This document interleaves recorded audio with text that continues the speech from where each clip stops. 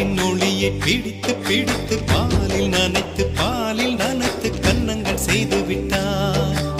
உலக மலர்கள் பறித்து பறித்து 2 பந்துகள் அமைத்து அமைத்து பெண்ணை சமைத்து விட்டார்.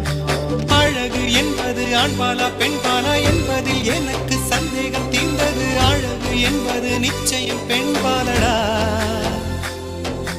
கவிதை என்பது மொழியின் வடிவம் என்றொரு கருத்தும் இன்று உடைந்தது. கவிதை என்பது கன்னி வடிவமடா.